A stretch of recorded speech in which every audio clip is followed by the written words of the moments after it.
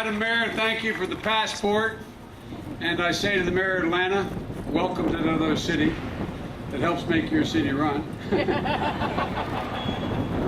And I don't want to do this. Saxby can now afford it since he's not run again, but Johnny may not. I got to say this. You know, everybody talks about the partisanship that exists in Washington and how we all don't get along with each other.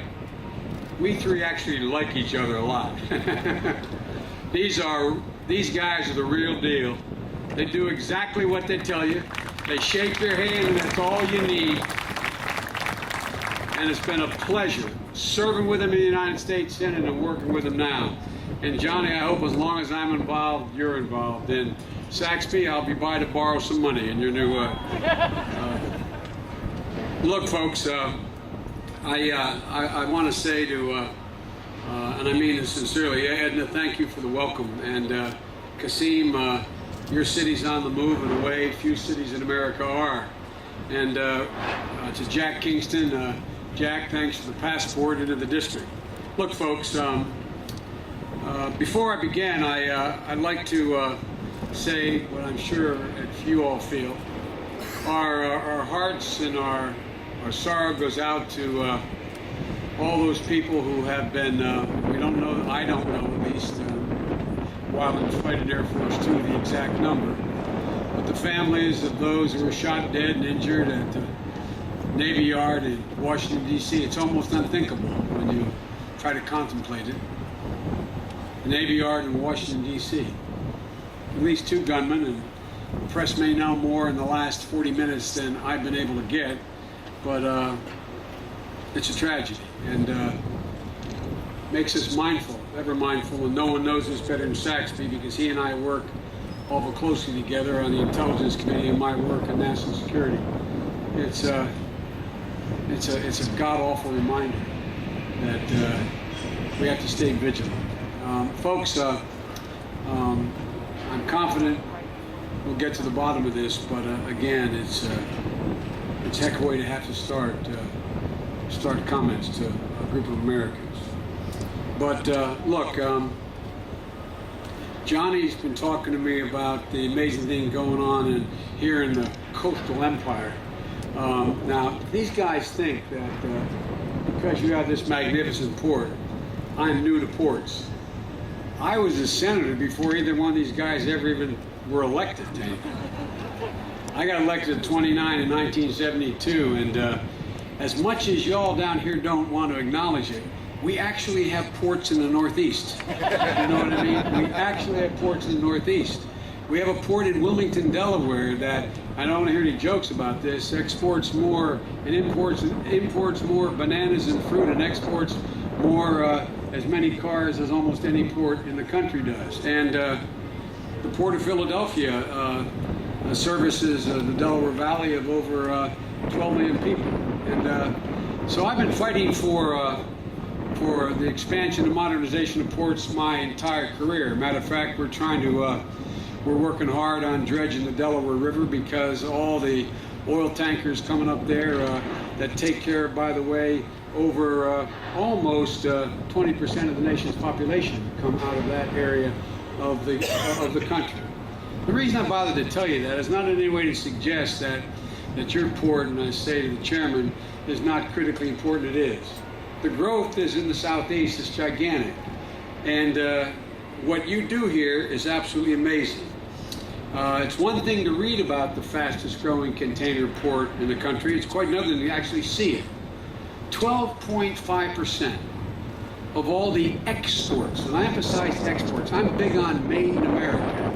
I'm a made in America guy. I really believe that. What's going to happen here is a confluence of 2 streams. One of those is that manufacturing is coming back to the United States.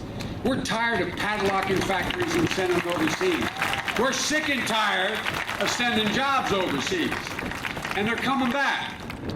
Not because of Barack Obama and Joe Biden or Johnny and Saxby. We're coming back because America has the most productive workers in the world. The Boston Consulting Group, which consults for the 50 largest corporations in America, pointed out 2 years ago that number of American manufacturing coming back would increase and increase exponentially. The reason is our workers are three times as productive as the workers in China. The reason is we protect intellectual property. You can adjudicate differences in contracts here. You can be certain of what happens here. And now, with a 100-year supply of natural gas, shale gas in America, natural gas for manufacturing purposes, it runs from 1/3 to 1/5 less the cost as it does in the rest of the world. So manufacturing is coming home. Just ask the former mayor. I met with Siemens, one of the largest corporations in the world. Siemens met with 5 others, Siemens, Ford Motor Company, others, met with the president and I 2 years ago. They were deciding where to locate, whether they're going to locate their new factory, whether they're going to put it in Hong Kong, they're going to put it in Vancouver, Canada, or where they're going to put it in Charlotte, North Carolina. They chose Charlotte. They chose Charlotte for a basic reason. Not only all those other things I mentioned, but they chose Charlotte, and there's over 800 jobs, average salary on the floor over $60,000 a year. You can raise a family on that salary. Average salary, why? Because like here in Georgia, we also have the best education system in the world. The ability to train workers for the modern new technologies required in manufacturing. There's 600,000 jobs in America, manufacturing jobs that exist now that are going unfilled because we've been unable to have trained personnel on photosynthesis and a whole range of other things for these new jobs. But folks are coming back. But the truth of the matter is, they're not going to come back at the end of the day if we continue to have a second-rate infrastructure in America.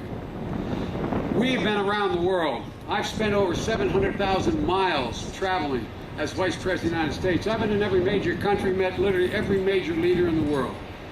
If I blindfolded, not you, but some of my fellow Delawareans or fellow Georgians, and I dropped them in the port of Hong Kong, and they looked at it, and I said, where is this port located? They say, oh, it's amazing. It must be in the United States. It's not in the United States. If I dropped you in the airport in Beijing, you'd marvel. You'd marvel at it. And you'd say, that must be in America. But it's not. It's in Beijing.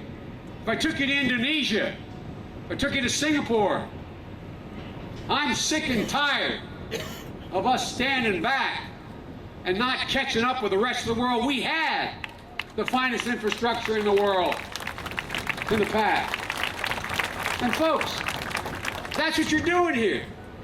You invest $100 million a year just to stay current here. $100 million a year.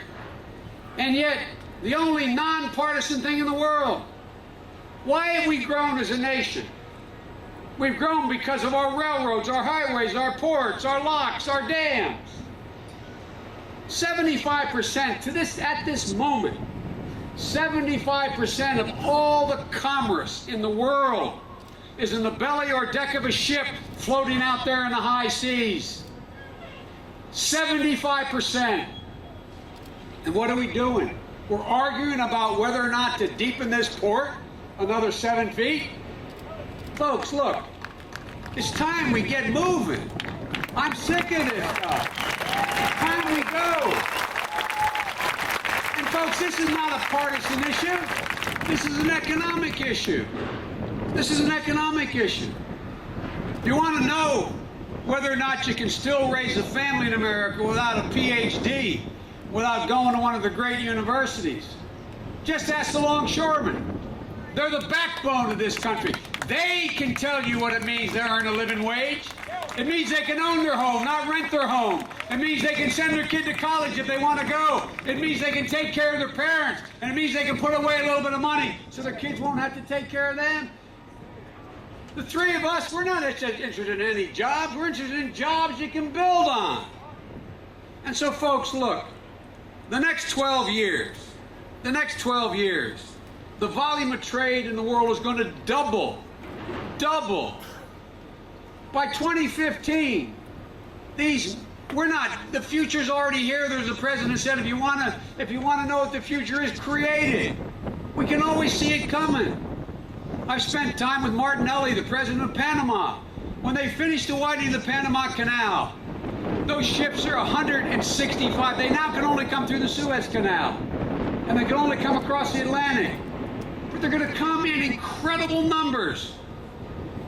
Incredible numbers. 2/3 of all the tonnage that goes through the Panama Canal either comes from or is going to the United States.